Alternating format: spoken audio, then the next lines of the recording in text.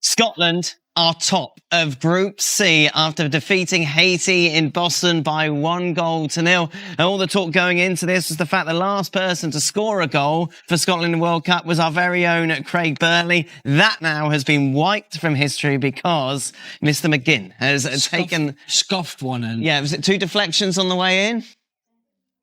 Well, it might have been. I thought he looked a little emotional, actually, when he went off the cell. You were emotional, stroppy. You were throwing things around. Own goal. It's going wide. I'm sure it was going wide. He looked a bit emotional, actually, when and the realisation of what he had just done, which is not beat me.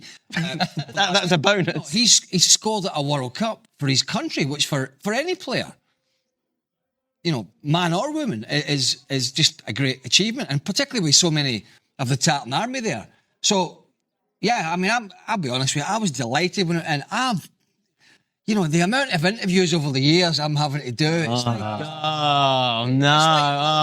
hard life. All these people want to ring me up, talk to me about scoring in the World Cup. I'd say my phone rings off the hook. I'm over it. I'm actually glad it was somebody like John McGinn. John McGinn, McTominay scoring for the country. You know, they've been key players. McGinn has been a key player for Scotland, for Steve Clarke, for Aston Villa. He has taken his career to another level. He left Hibs, Villa were in the Championship.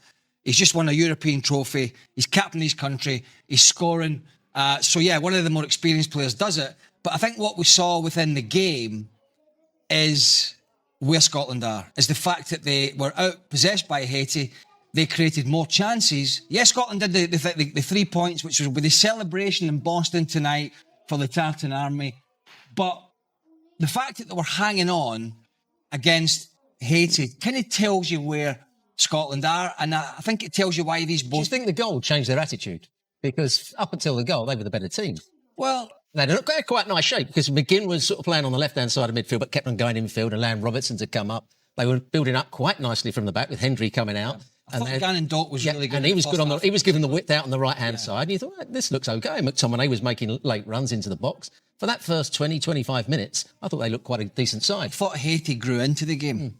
I thought their confidence grew and could easily have got a point out of this game. You know, we're really paying Scotland back in the back. But when you haven't been to a World Cup in 28 years, as Scotland haven't, then you're just going to dig out a result. And that's what they did.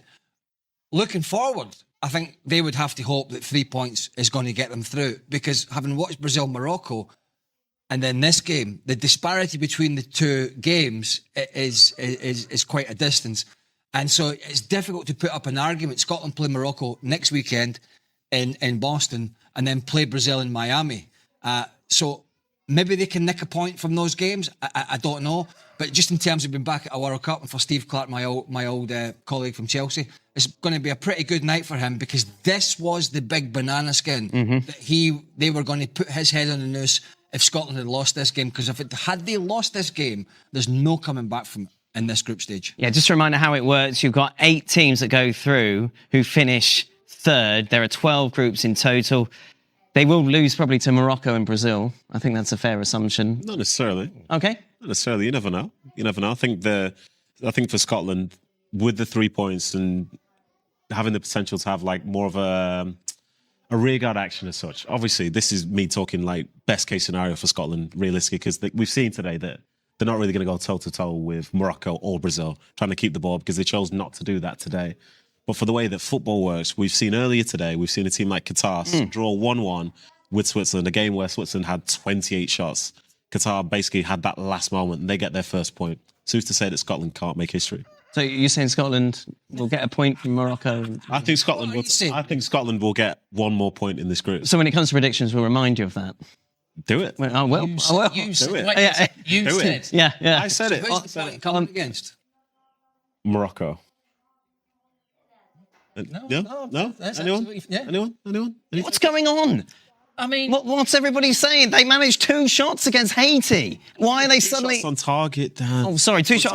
Why have all of a sudden they going to find this inspiration against Morocco or Brazil? Deeper and deeper as the game wore on, because they've scored the goal and they're now... But they can do exactly the same, surely, against those 2 sides. If they score the goal and they win, then that's fine. Early goal and defend. It's fine. Listen, you expect Morocco to beat them. You expect Brazil to beat them, but they're not absolutely useless, Scotland. They had nice shape to their side in that first half. And I thought they looked quite good at times. McTominay made runs into the box. We talked about it. Robertson down the left-hand side. They got some decent balls into the box. It's not foregone conclusion that they lose both games. If Scotland get a point out of the remaining 2 games, it's going to be about a rearguard action, being dominated, maybe causing the odd problem on the counter-attack, but just having the game of your life defensively. Because Morocco are the African, champions. Brazil are Brazil, even though it's not the best version, but it's still a good enough version to give the likes of Scotland a hard time. So we've seen teams defend their way to a point before. I think that's what they will have to do. I don't think there's any way, shape or form they're going to have much more than 30 to 40% possession at best against both of these teams. So they're going to succeed a lot of pitch, a lot of ball, and then it's a bit whether you can keep potentially a clean sheet and take a point. You're smiling away over there. I know you don't think it's possible. I'm giving you the best scenario. No, I know you all are, and that's very nice and positive from you. The scenario is, I think the scenario is they have to hope that this 3 points is enough to take them through. I don't personally think. I think they'll get beaten in the next 2 games, but there is a chance, particularly the Morocco game next week, they might hang on for a point.